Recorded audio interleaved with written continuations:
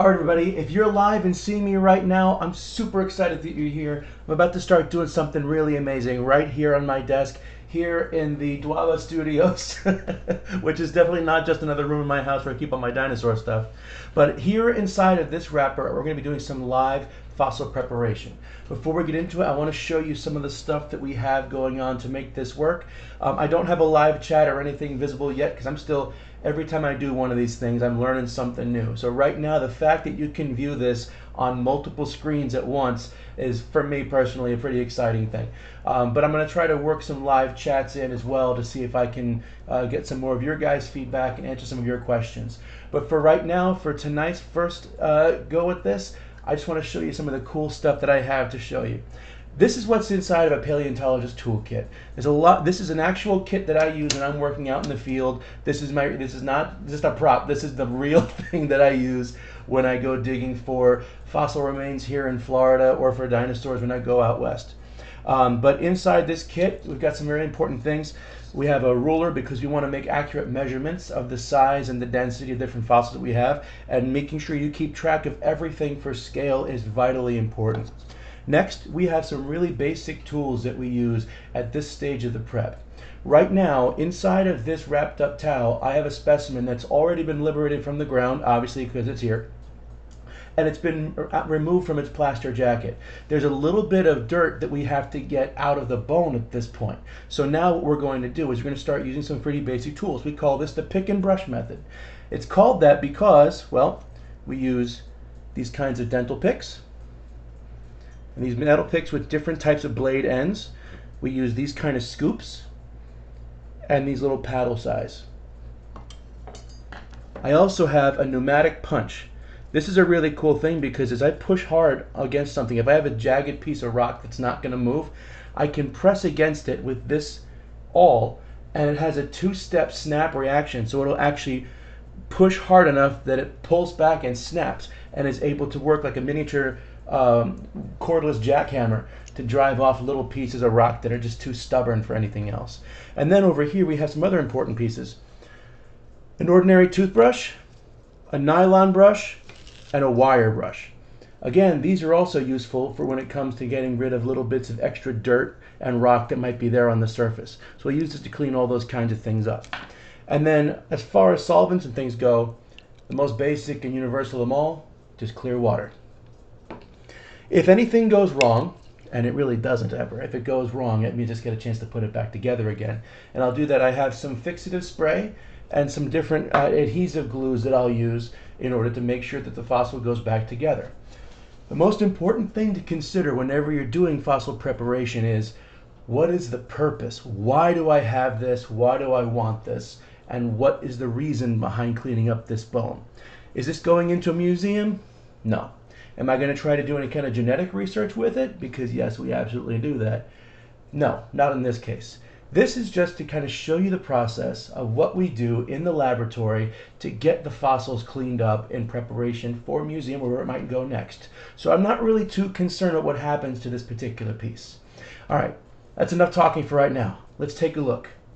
Today, our special guest comes from the American Southwest, a Camarasaurus, a Jurassic sauropod, a long-necked dinosaur, kind of like this Apatosaurus here, found roughly 143, 142 million years ago in parts of what is now Wyoming and South Dakota. And this little part right here, let's go take a look. It's like an unboxing video, except it's been dead for 140 million years.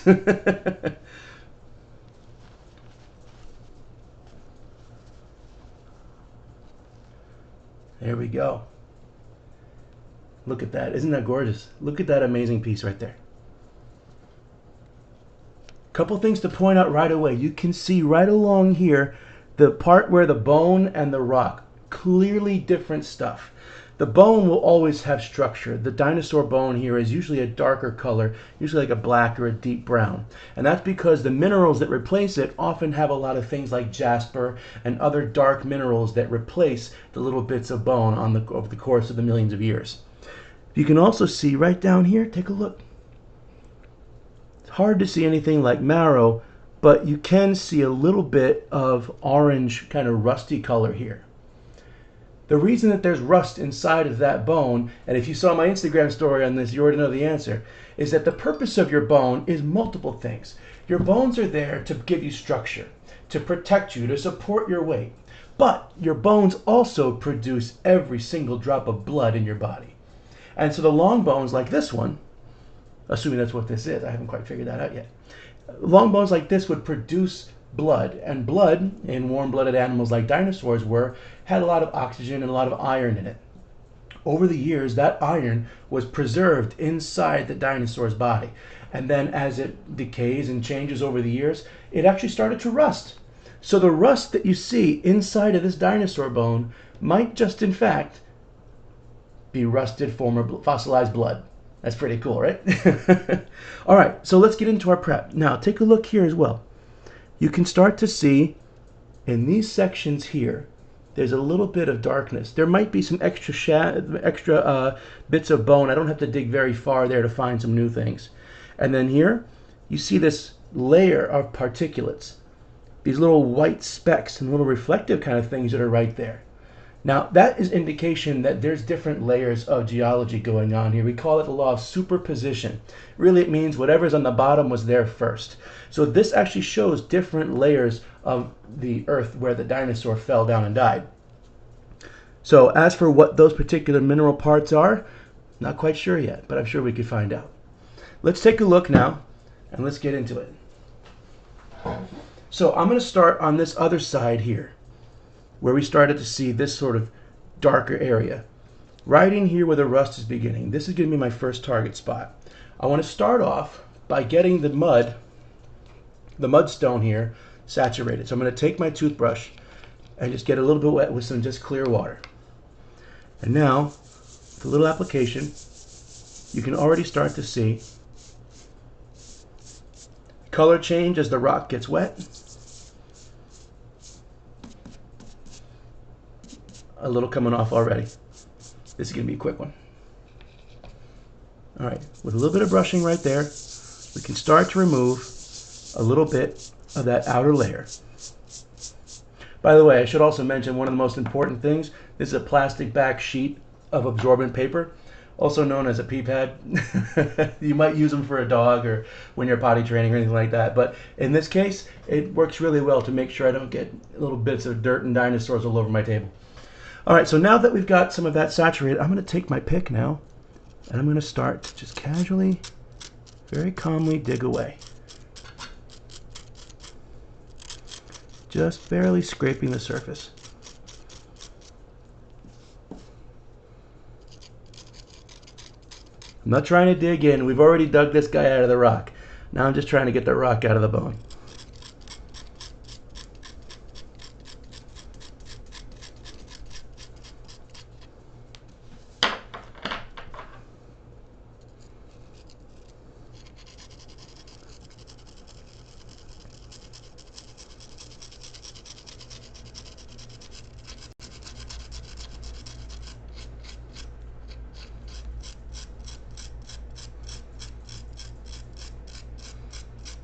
As I'm digging down, you can see the color layers are changing still. I'm going through the saturated, the wetter part of the stone on top that's turning back into mud and getting drier areas down here. But the part that's turning orange, you can kind of see, that's more of our blood layer here. So I want to be very careful. I can always under prep now and then go back with finer tools later.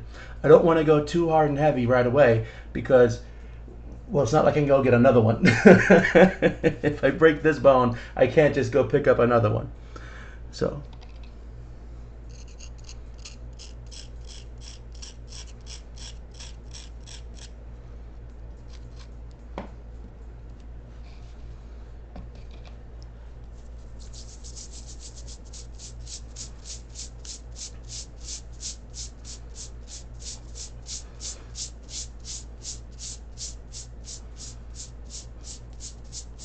There's a lot of really interesting things about doing fossil prep like this.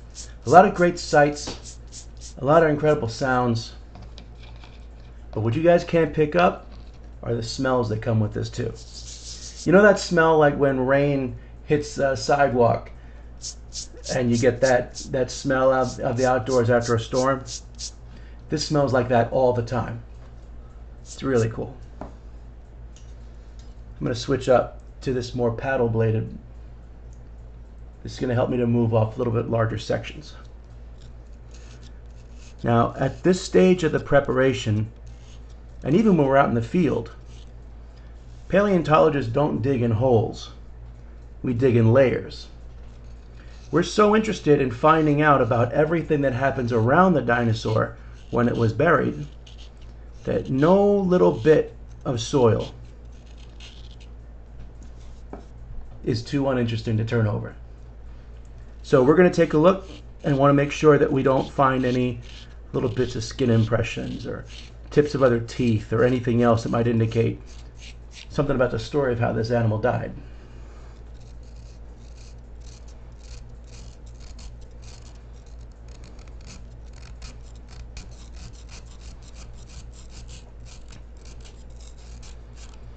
If you're watching me on Twitch, I'm going to start doing some video game stuff as well. Happy National Video Game Day. I downloaded Ark on my iPhone. I didn't realize they made it for mobile as well.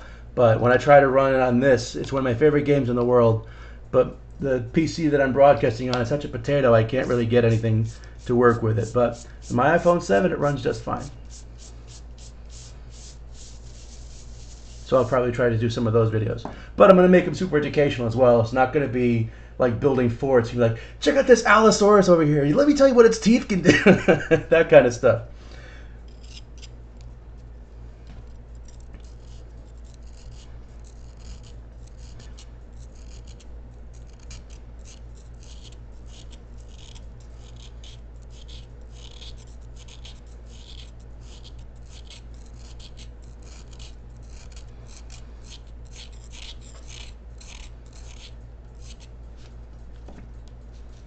Switch up to my other nylon brush here and just try to move some of that other large dry spot away. My goal right now, as we were talking before, is not to really get too deep into the specimen here. I just want to kind of clear up some of this stuff, and maybe if I can find more of the brown bone here and kind of get a look on the inside of this particular fossil. Because as the conditions where it was buried, it's actually really sturdy. You know, oftentimes we consider these bones to be very fragile, very delicate. This thing, it's a pretty rock solid piece. And so I'm not really too concerned about, you know, what might happen onto this side. But I do want to see if I can at least view the opposite side here, and then we'll stabilize it later with some glue. But just for the moment, let me show you something pretty cool here. Let's jump back over to this side, and using our paddle blade,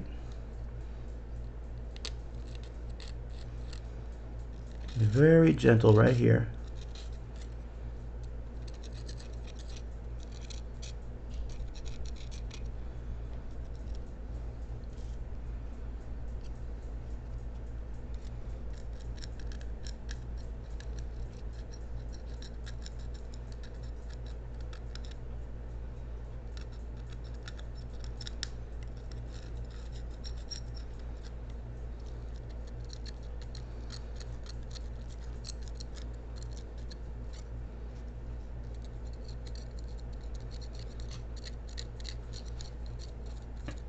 I'm not scratching, I'm not digging, gently pushing the rock away from the bone. So I can change up my direction to make sure that I'm always just casually inviting the dirt to leave.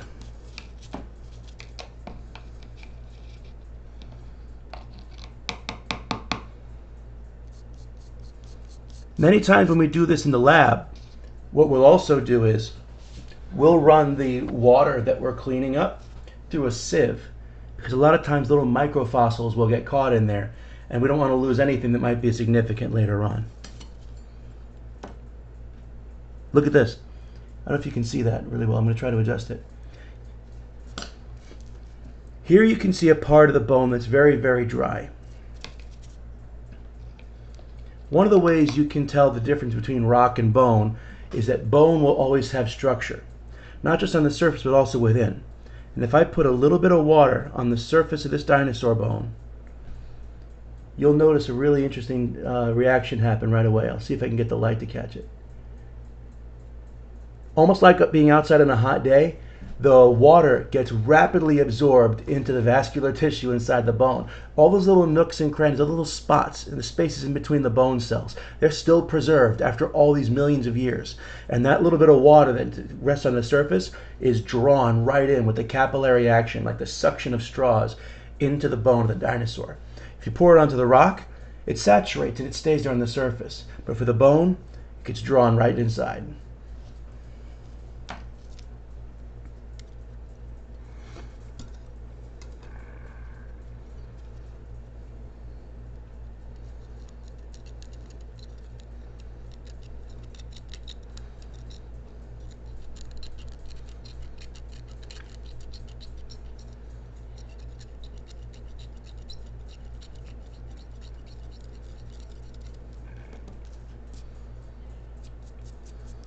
So as you guys are watching this, you can start to see that a lot of that dirt that we already found is starting to go away, and you can really start to see the structure of the bone here. Those of you who are watching this right now are the first set of human eyes to look at this in 142 million years. And that feeling, that excitement right then and there is part of what makes paleontology so thrilling, because it's always so discovery every day. Even minor ones, but still advancing things that we didn't know yesterday.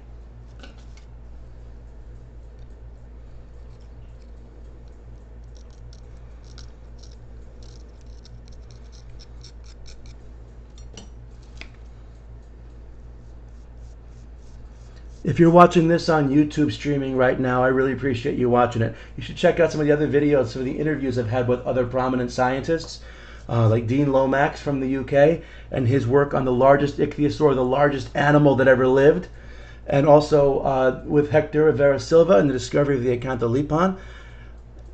And I've also got a video that I've been working on for about 3 weeks now with Emmanuel Schopp, a scientist from the American Museum of Natural History. We had an excellent discussion about the Brontosaurus. Not the Apatosaurus, the Brontosaurus, because it's back, baby. It's going to be awesome. But truth be told, the reason that video has taken me so long to get out is because when I recorded it, I caught everything that Dr. Chop was trying to say. Every last word, and the clarity was perfect. But everything that I said disappeared. So I'm having to recreate my half of the interview, and I want to make sure I do it with fidelity and give it justice. So it's taking me a little longer than I expected. But like I said, every single time I do this, I learn something new.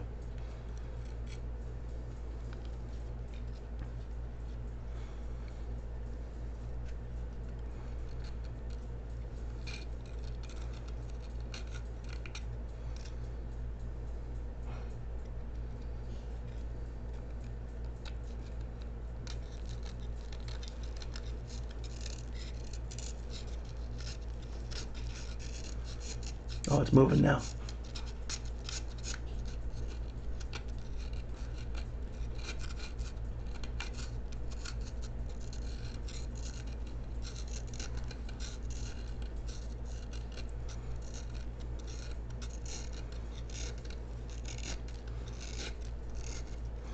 On larger specimens than this one, the types of tools that we use are a little bit different.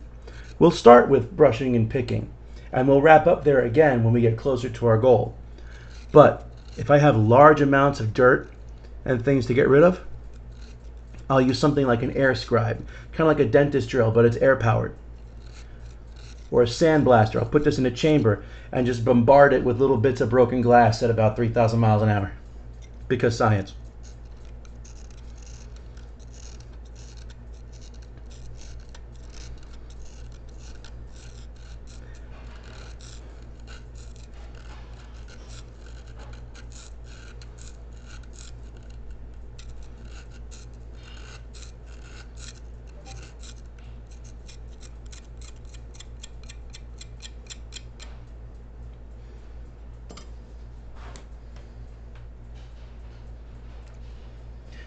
So this is promising. I might not be able to get a Twitch chat up here right now, but on the Discord, Mikey T33 says, man, there's something awesome happening right here. So I hope I definitely can start to see what's going on. But yeah, it's going to be amazing. I'm going to have more specimens. We're going to do more stuff. I'll show you some more cool things as well. But what we have going on here. Actually, I'll tell you what. We could try something here. Hold on.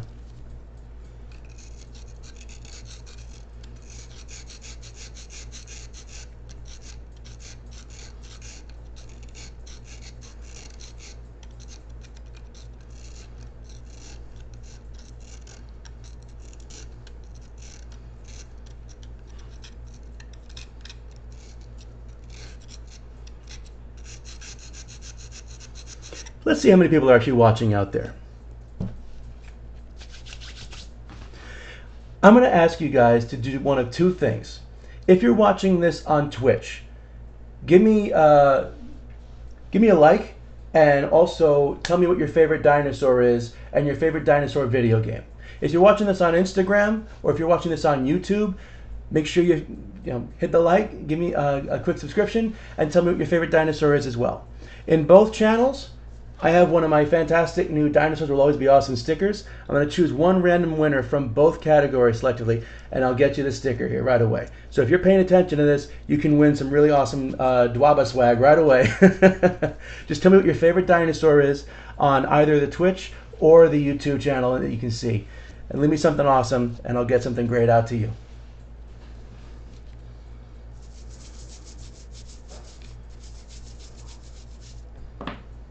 Obviously, don't leave any personal information on that. Just leave the information. I'll catch up with you privately later on.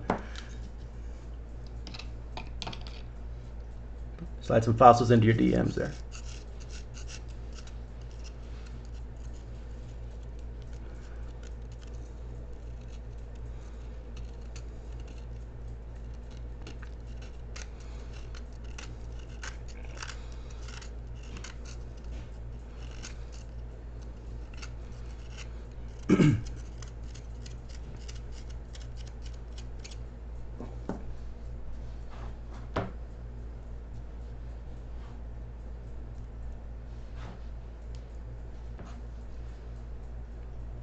Mikey, thanks for all your support, man. I appreciate it.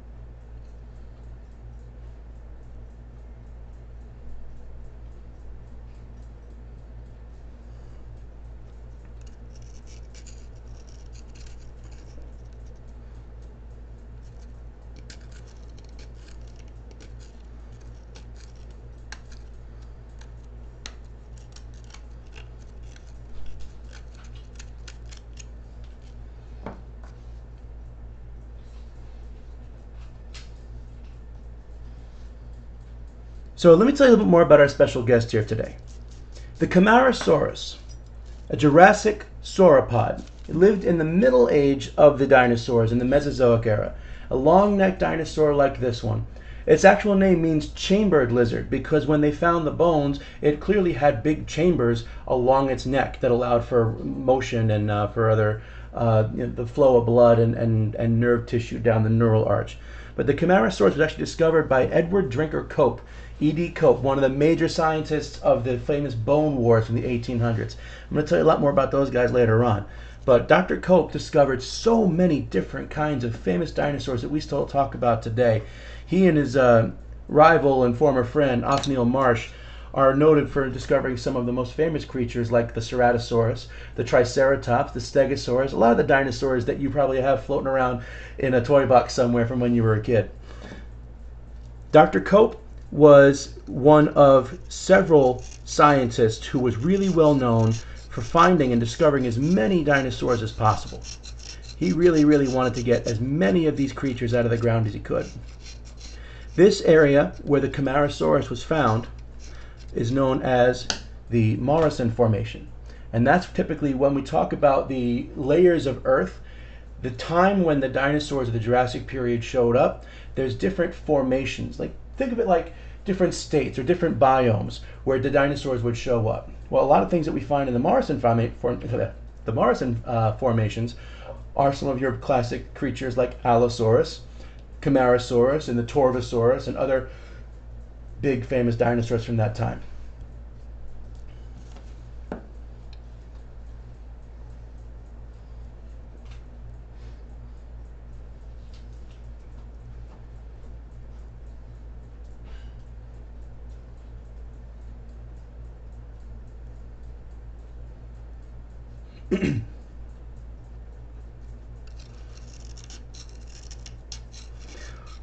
Even in the last 25 years since Jurassic Park came out, our knowledge and understanding of these magnificent animals has just grown and grown. But believe it or not, back in the 1870s, ideas of moving in herds, they do move in herds, actually first started to show up with animals like this Camarasaurus. When Dr. Cope found his first few specimens, there was evidence of herding activity. Multiple specimens, several different dinosaurs of the same species around the same age found in the same locality together. Now, one question is, have they all died at the same time? Usually something like a forest fire or a landslide of some kind, some other natural phenomenon. Because as you can see from this is all we call sedimentary rock. So all the rock and bone stuff that you find around a dinosaur fossil is put there with a very important key ingredient. You need a lot of luck and a little bit of water. And so when we find those dinosaurs all in groups like that, it gives us a lot of insight into how they lived, not just how they died. We're getting close now.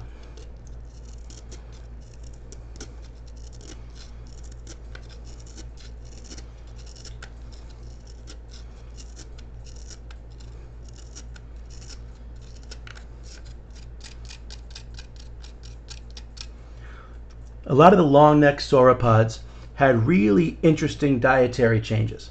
Some of them had really long jaws, like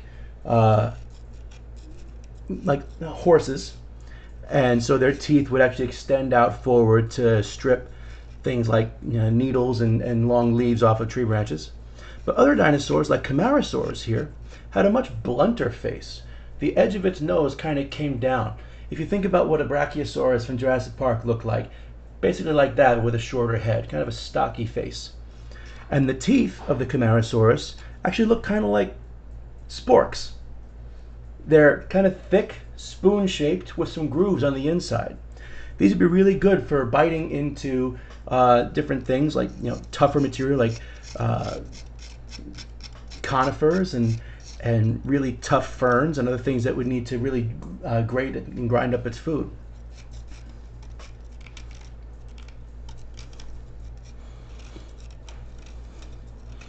All right, we're getting a bone now.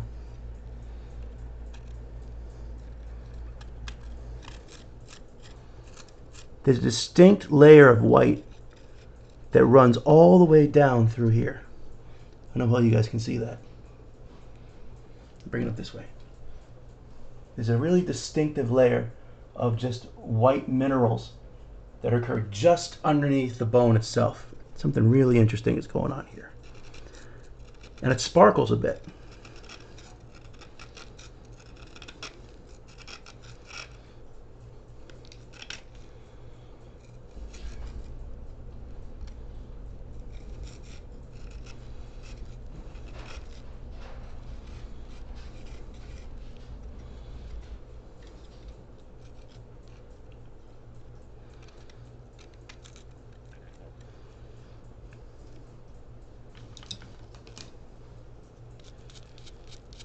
A little bit more with our nylon brush. Take a little more away there. And look.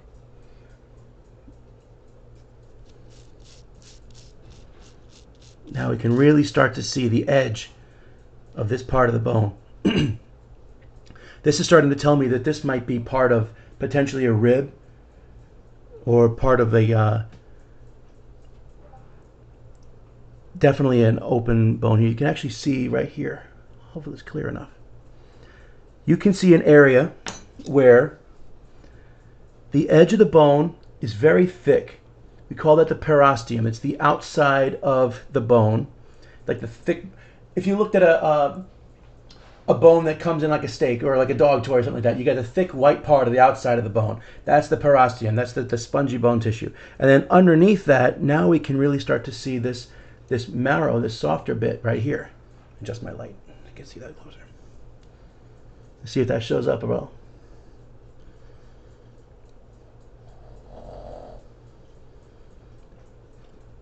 And now that we're starting to see that these two areas are coming together, and I can clean up and I can see the edge of the bone here, we could use this to kind of reconstruct and realign these pieces.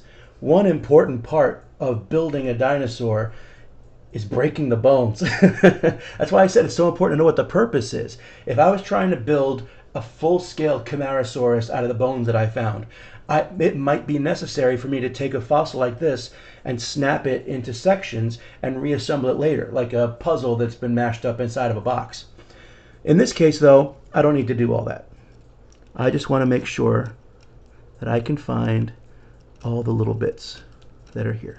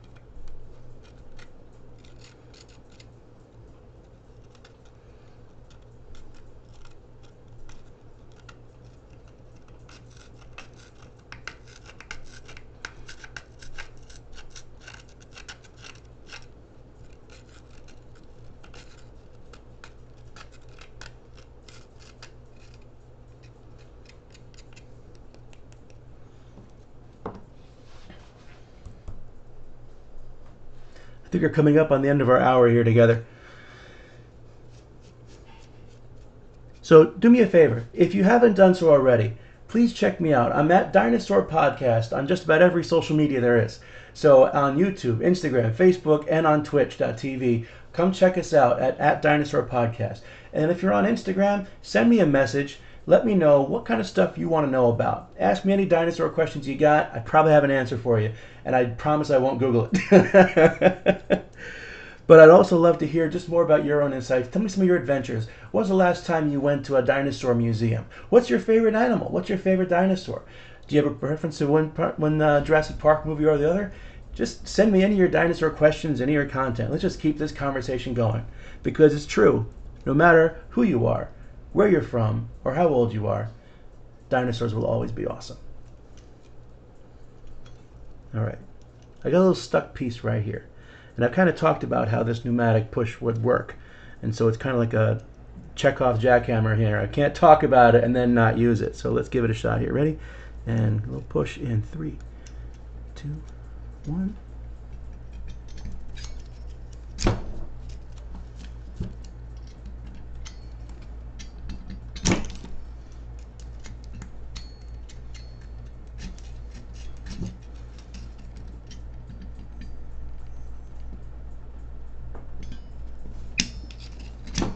Whew.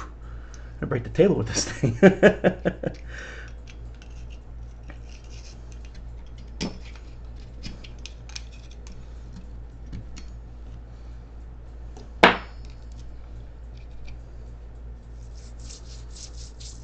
A little more, the wide-eyed, a little wet the whistle right here. Wet the whistle, what am I? It's like I'm Bob Ross or something. Bob Ross from Friends. There you go.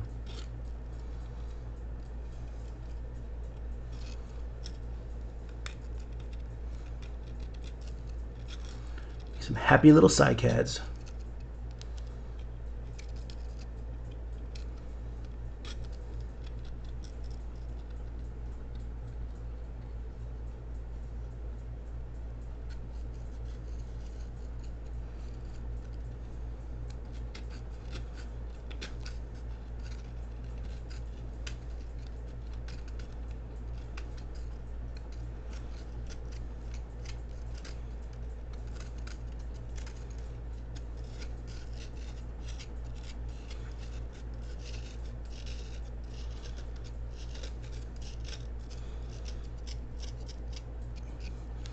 Well, we've made some really significant progress on our Camarasaurus here today.